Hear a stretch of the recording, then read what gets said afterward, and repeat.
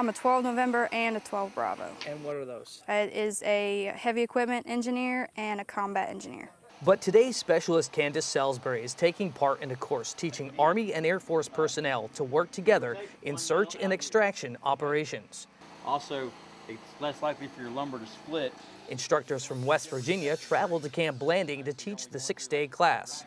On the day I was there, one of the skills they were working on was shoring. Shoring basically is a way of either vertically or horizontally.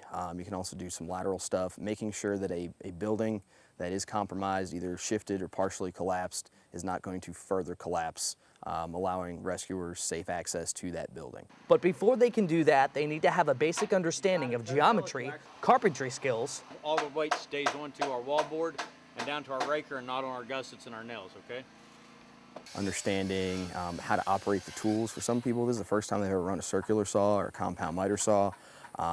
Some folks are new to swinging hammers even. I had no idea I'd be using all kinds of power tools and whatnot to do search and extraction. So it's very, very interesting stuff, a lot of information.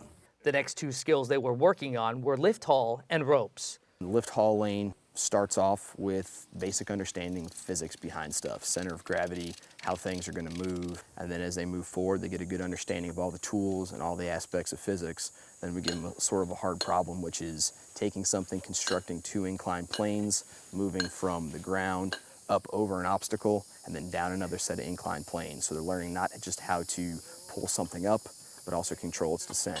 While learning ropes, they work on a skill called pick-offs. And what that is the process of being lowered down and then learning how to transfer that person's load, basically their body weight, off of the line that they're on onto the line that you're on, so that you now have control of that person and they can be either lowered all the way to the ground for safety or raised back up to the spot where you came from. Another part of their training is going into confined spaces like this to pull people to safety. With all the skills they learn in 6 days, Staff Sergeant Ariel Van Winkle says another important aspect of the training is getting to know her Army counterparts. And it builds that interpersonal relationship that I feel like is very, very important when you're responding to a true real-world emergency. So with everything that they learned this week, they'll be able to take that back to their units, which will make them a stronger member of their team. Reporting from Camp Blanding, I'm AJ Artley for the Florida National Guard. Always ready, always there.